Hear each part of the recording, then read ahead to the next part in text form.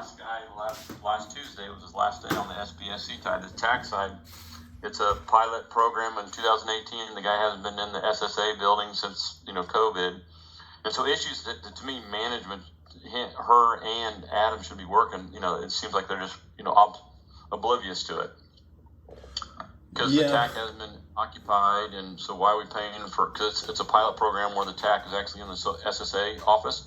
So the person, because you're combining the security guy, you only have one security guy for both things. But anyway, both the one in North Platte and Mount Vernon are been vacant, and the people aren't doing. They're not working on the TAC. Yeah, they're not doing. They're not meeting with direct customers face to face. They haven't been doing that for 3+ years now. Yeah, that's what I've heard. Of course, COVID, and I'm thinking like, section manager, territory manager, how are you addressing that? Why can't because the Social Security of both places, the Social Security Administration is open for business. So why isn't that person there? Yeah, that's they're all open for business. So I don't understand why. Business unit, needs to make that person show up. Well, territory. Anyway, FMSS ought to be court. Anyway, it just blows my mind. That's what they ought to be doing. But she was saying like, oh yeah, we hauled out that place a pigsty, and that's a TIG deal being there because disclosure. We can't just get rid of cabinets and stuff's in them that's unlocked. And I go, but I my wife gets on me for holding my tongue. I go, yeah, well, Michelle, I know managers of the people need to come out there and do that. But I've also been in FMSS long enough to know that no one's held accountable to when a person moves from point A to point B, vacates a spot, their managers are remote, or even if they are there, they're not making that person clean out that cubicle. There's still stuff in there. They don't make them clean it out. So, she said, oh, that's a TIG to disclosure thing. And, okay, well. Yeah, well, that stuff is...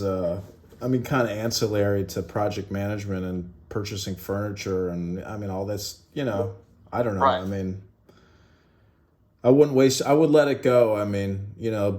Be like light, the first 3 letters, let it go. My dad was a cop for 30 years in Chicago. He said the longer it would take to respond to a problem, the quicker it seemed to resolve itself. Yeah. I just, you got job security. I wouldn't worry about losing your job, but the thing is, I don't know, communication in many ways, if you're not over communicating, then you're under communicating in the sense that, right. It's, you don't want to waste your time with useless discourse, but at the same time, communication is kind of required as part of the job because, right. Yeah. Well, you've been to the Ray building. I can't remember Chesterfield's where we met the first time back in September, I think, or August. I know you're from the Chicago area, right? Yeah, I've been to the Ray building a couple, twice or once, yeah. Yeah. Have you been down in the basement? I've only been there like 2 or 3, last week I was there, and I'd heard there's this basement cages. At other times I'd never heard, they didn't take the time to show me and stuff. And it's a rather large, so it'd be probably similar to where we had the classroom last 2 weeks ago, the Lab 172. In Kansas City last week when the people from headquarters came, Patrick Smith and all them. Yeah. I've done a training in the Ray building for like a week. It was basically the same training we did in KC. Oh, what I'm saying though, the size of the cages down in the basement. Yeah. That's been full and they can't move stuff down there. Well, I went down there. It's about the size of that classroom we were in at the campus a couple weeks ago. Uh-huh. And it has all kinds of panels. The wire project cubicle panels down there. Why is cabinet? I tried not. I stayed away from that last week ago. I just take pictures and measure stuff, and I'll get rid of this stuff. And never mind why the stuff, how it got down there, why it should have been disposed of during the project or whatever happened. But oh, I see. So I was talking to Michelle about it. I was talking to Michelle. I go, well, how was the trip down to the basement? I go, yeah, well, did this, got a lot of pictures, and she was like, oh, Melissa hauled those new file cabinets were down there since Melissa ended up being a Melissa Costa, and she's been in, portfolio since I've been here, so more than 3 years. So more than 3-4 years ago, these cabinets got put down in this cage. Michelle goes on to say like, oh yeah, I used to clean out junk out of that cage when she was a property officer there, and Tamika Clark would get rid of GSA excess, put stuff on GSA excess and get rid of it. Well, it's like some of the stuff's been there since forever. I mean, So there's they like, want. So it's your responsibility to put it all on excess and. yeah. Okay. And I don't want to toot my own horn, but that's kind of like what I'm trying to turn over a better. I don't know if a better, be more positive. Is like, don't worry about where it came from. Just take care of it, and then try to. I got to pump myself up and do kudos, saying, "Oh yeah, I went into this. Oh yeah, stuff's been sitting here." So there was some stuff. There was some nitrile glove, latex gloves that were received in 2002. 2002. 21 years ago, some gloves were on a pallet. I mean, there's cases of gloves 2002 hadn't been touched. So, how do I toot my own horn, when I get rid of all this stuff, or I'll do a typical Marty thing. I'll just make it happen, and then someone else will go, oh, the cage got all taken care of, and I'll take credit for this, and I allowed Marty to go do this. And no. But. Well, you know what postal workers do, right? They just go to the nearest. No, I don't. Yeah, they go to the nearest ravine and they just dump their loads. They don't even bother delivering the mail.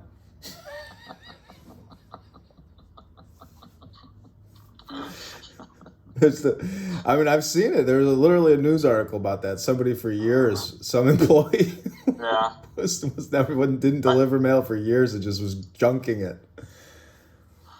Oh, I heard today that Ayana's on a 60-day detail to us because she got that promotion. Oh, wow. GS12. Wow. And she's now part of our section. Wow. I knew she got, anyway, because EOD is why she got, Jim, I think, already had it, and I'm not sure why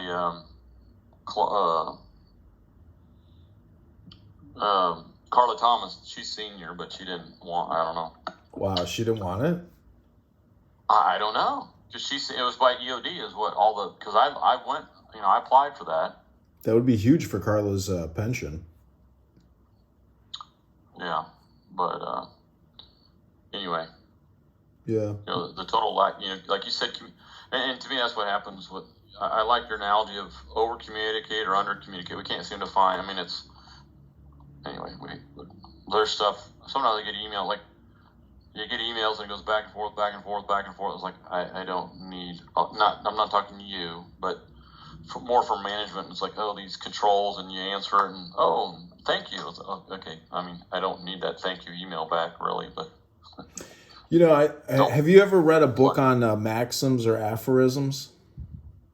No. Basically, it's like psychology, philosophy. I think Napoleon said, when I speak, I command or I remain silent. So, there's a lot of useless discourse, a lot of back and forth. Even myself, it's like, just ask the question, make the statement, and move on. But everything is just for a day, really. There is like a great reset, every day you come back to work. Shit does just get pushed, pushed away. No. Come on, man. We're proactive in FMSS. I submit what I can and then I move on. But I don't know. It's interesting with the PORs and the leases and portfolio and it just the whole, how it's so intertwined. But you and Megan are like in a position with, excess, which I don't know what GSA Access is like, but I've used GSA products and they suck. And yeah.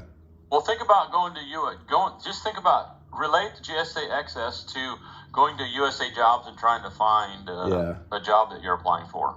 Similar. It's the pain it's the pain. Uploading pictures, measure. Anyway, it's not really user friendly. Well, let me get the Davenport one filled out because that was anyways, okay. That's the other one. And do you have to do any floor plans? Are you doing any projects? I inherited another one from the Grand building here local in Kansas City that Lafferty's been working on for 6 months, a year plus, or whatever. And Adams change it from one thing to another, whatever. They bounce back and forth. So I've inherited one. If that's answering your question, and that's a pain because I've asked for one. I've asked to be able to start a project from beginning to end, and that falls on deaf ears. So. Only reason I ask is because Distrct has helped me out with 2 floor plans now, and there is no way that I can do what Distrct can do in AutoCAD. So, I mean, it takes them an hour basically to do a rough, footprint. But I don't know how extensive your project is, or where you're at. But Michelle, yeah, go ahead. I'm not an AutoCAD fan, and I kind of fight it. Because to me, A&E, whatever people, and Sammy would disagree. I mean, it's like, and I think Doug Clayton, I was talking to him about AutoCAD, and it's like, no. I put in the perspective of so back in my home, if I want to build my residential home, I'm going to give the architect a rough draft, on a napkin, that I want my bedroom to be 18 by 12. And I want my kitchen to be, 20 by 20. I'm just making up dimensions and stuff. And I want a family room to be off here. And I'm going to put on a napkin, and that's what I feel my responsibility as a project manager should be. I'm not the expert. I don't know how many power cords or power stations and ADA, 40-inch, 48-inch, 46-inch things between here and how many between posts and stuff. No, that's not what I get paid for. So AutoCAD, so if you're doing I like to use 8x6 cubicles instead of the 8x8. That's easy. But you're doing an 8x6, a 48, inch, 48 square foot thing. I can turn that either 6x8 or 8x6, right? One dimensional and fit so many in there, and that's what I need to decide. And so that's kind of my, I understand AutoCAD would be very beneficial in our job. But give me an assignment where I have to use it. You haven't done that. They haven't done that yet. They've provided Mark Moran did some training, in 2021 or something, I think. That was about the only, we had a couple days and things. And, okay, you take a pallet. When I'm saying a pallet, the 8x6, or you go home and grab it from somewhere and you put it in there and you spin it 90 degrees. Okay. So I guess AutoCAD, no, I don't really need to know that. Because do I need to know the power lines and the IT cables? And no, that's why IT and security and all these other people are doing that. And the people that are building it need to know that. I don't need to know that. I guess my point is, the squeaky wheel gets the grease, closed mouths don't get fed. Like, you got to butter up Distrct and, please and thank you and extract it from them, because in order to, successfully get it started, it's...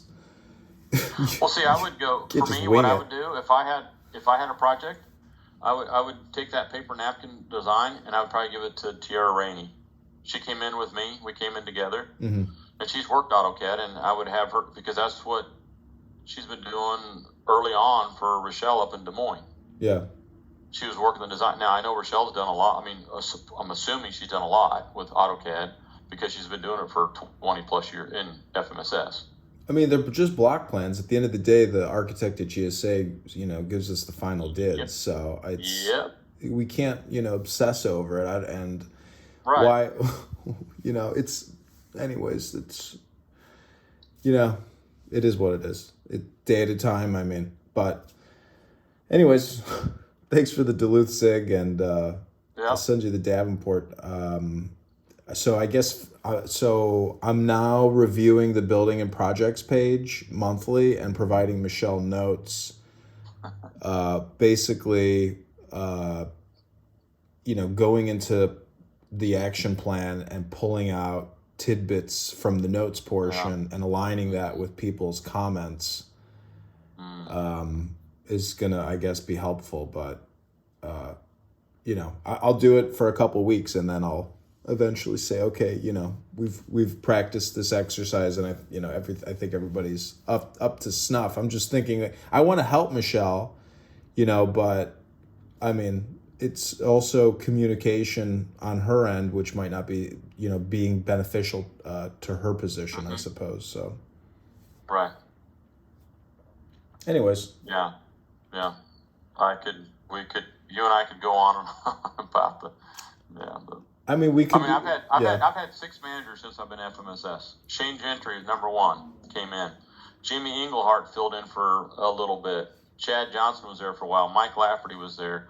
Michelle Hernan and Sammy Susanto. And I'm back to Michelle. So I've had 6 managers.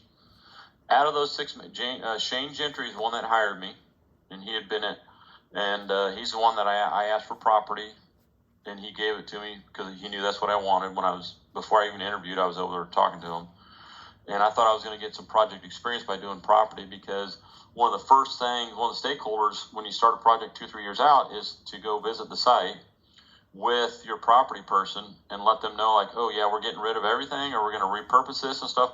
So the property, and that's only happened twice, I think, because no one's held accountable. So that's how Shane Gentry he was there for 3 months, and then he left back to where he came from after being an FMSS for 5 years.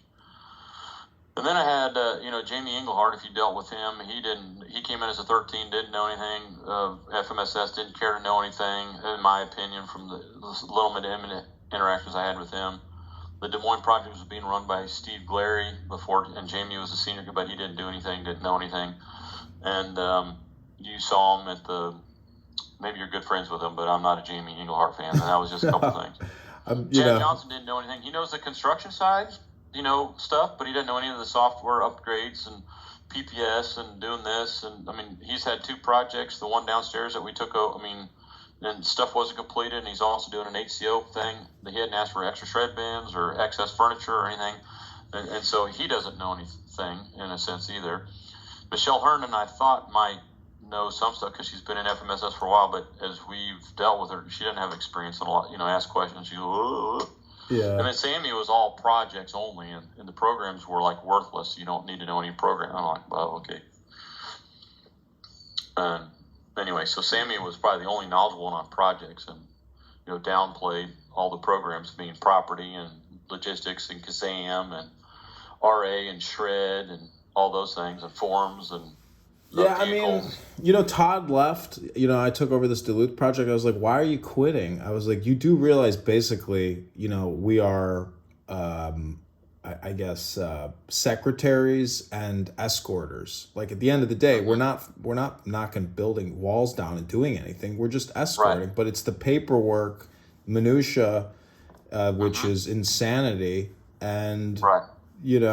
But anyways, it's I think you described the situation pretty accurately. I don't, Is Todd the one that went down to Florida, or is he a different guy? No, Todd was living in like Southern Illinois. He had a family. His son was like sick from something, and the stress of this job, with the perceived stress was, I think, irritating him. Or he was already set. I think he got like a full disability, and he was on pension already, so he was like ready to stop working.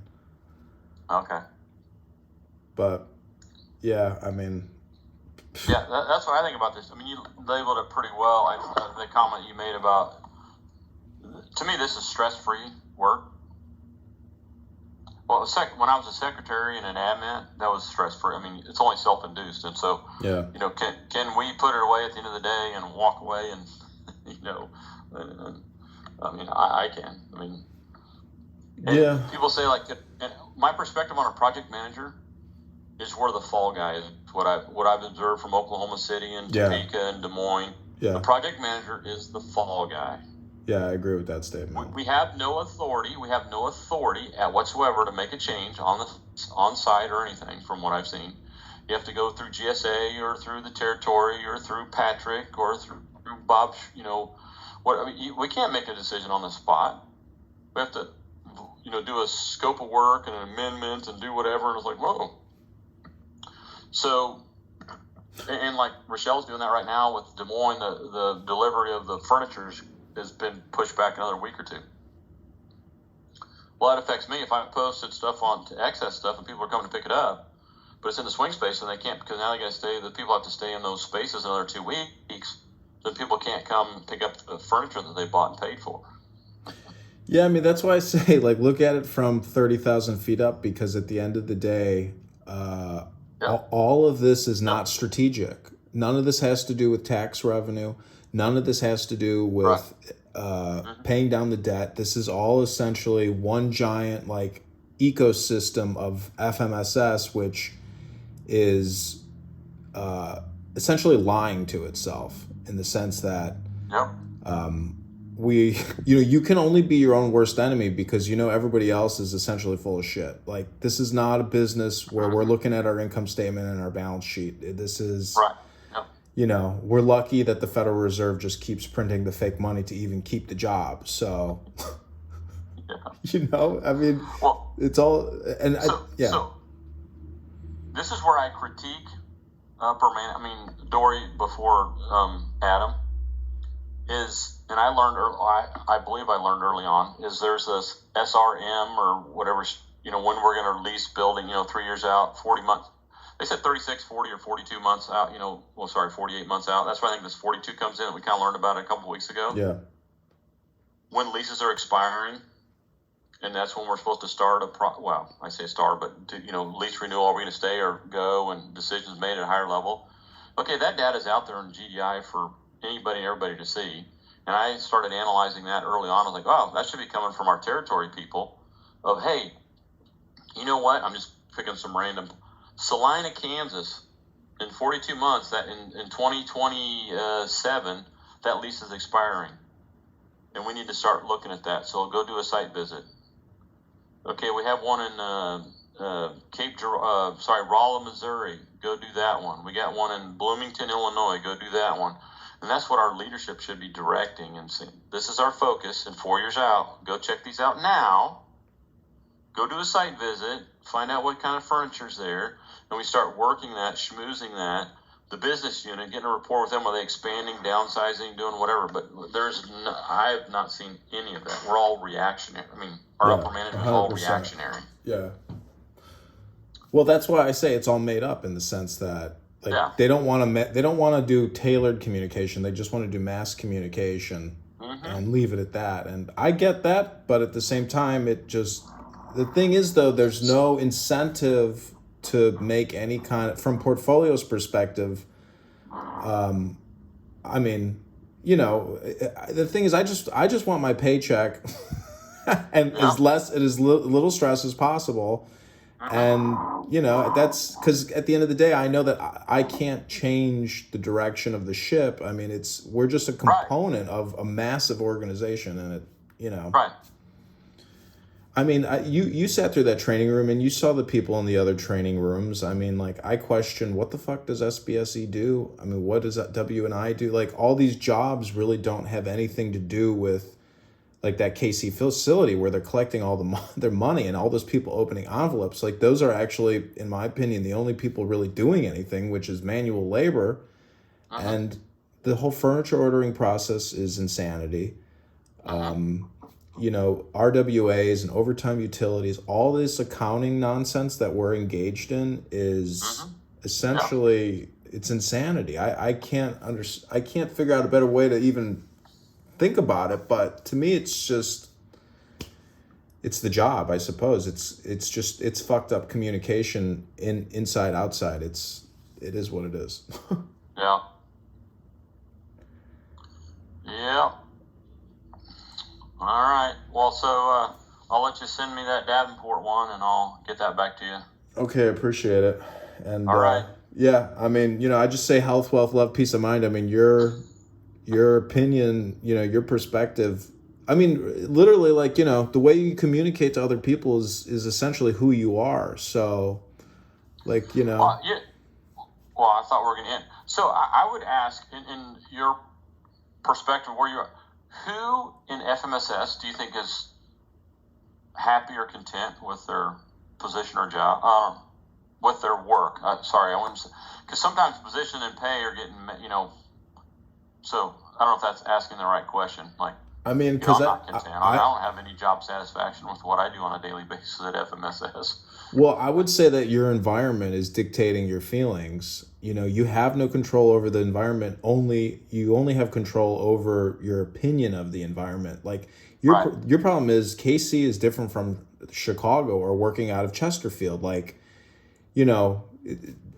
office in itself is a different job as opposed to FMSS. in Chicago or FMSS in St. Louis. I mean, that pod is, essentially, I think, why most people in section, A or, B or whatever don't have job satisfaction because that fucking pod, because of the campus. Well, so I don't even know who's up because I've talked to a few people, Christina Klinkman, and she's kind of going through the motions, and she got a promotion to an analyst, and I'm thinking like, wow. I mean, I know her, and we talk well, and I'm like, wow, how'd she get selected? Why are they backfilling Katie Cruz's position by doing Christina, but they didn't backfill Tiara Rainey's position when she was gone? I can't comment. I know you don't have an answer, yeah. but it's like, whoa, then why'd she get picked? Because I have a seal. Anyway, I mean, it's, I interviewed for, anyway, it's,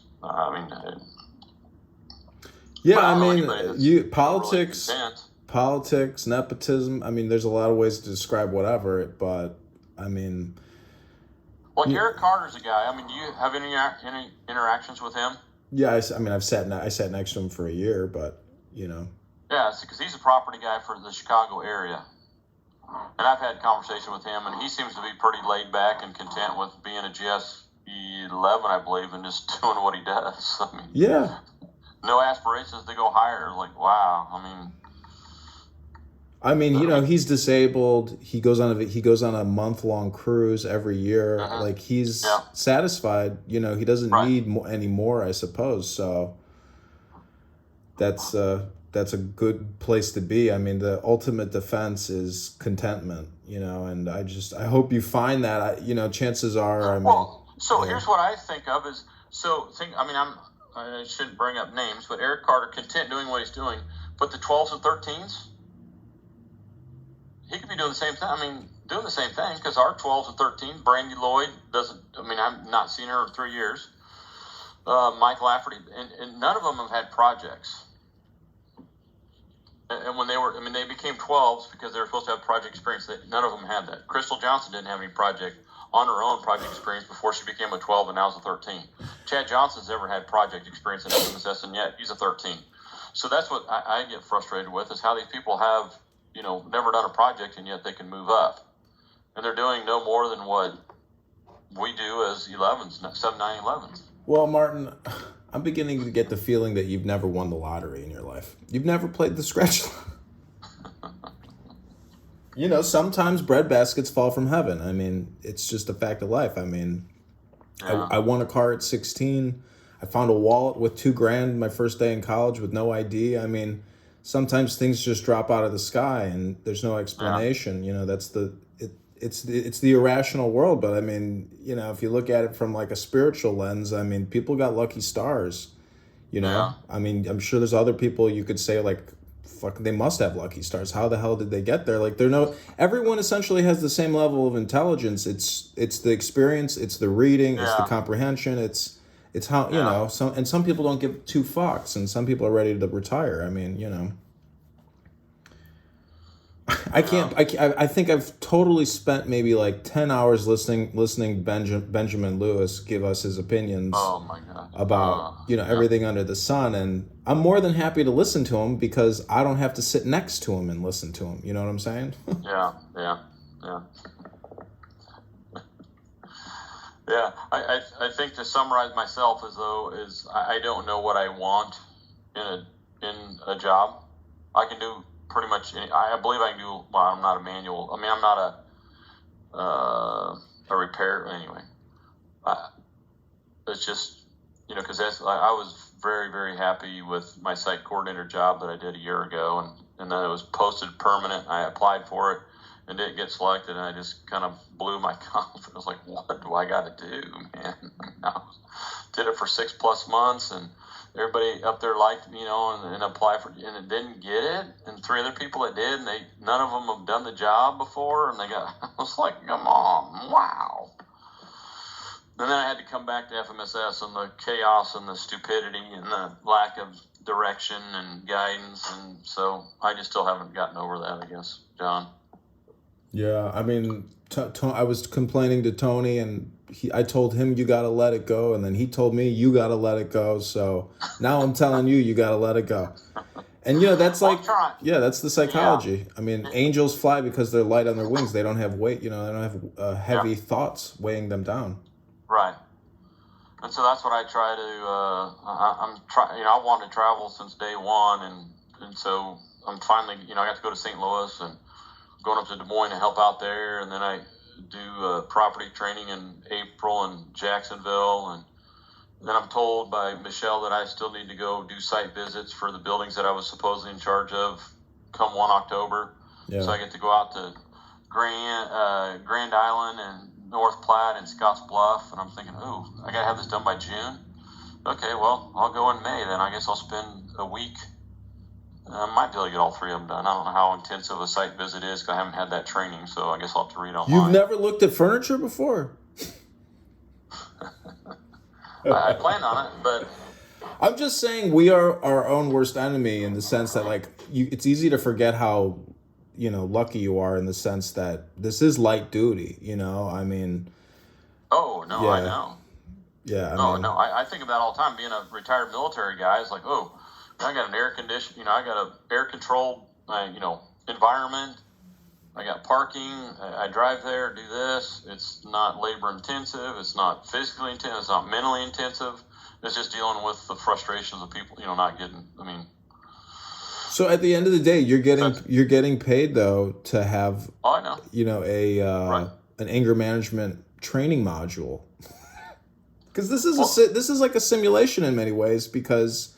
I've dealt with other people in FMSS that are not kind, nice people. They're screamers and, they're insane. I'm sure you know some of them. So, when people cross that screaming line, I mean, I heard Megan telling me how Adam was like in her face, like scream, stuff like that. Like that kind of toxicity or anger, it's like, I know we don't have a gym to go to and to like, that's the problem is we have a lot of, people bring a lot of outside shit to this environment and right.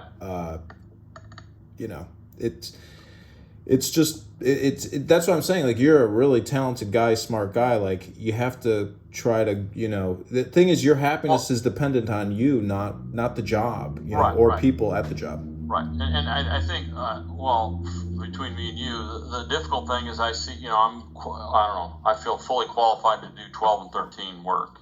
And I see what some of the 12s and 13s in our unit does. And it's like, well, I could be doing that and getting paid.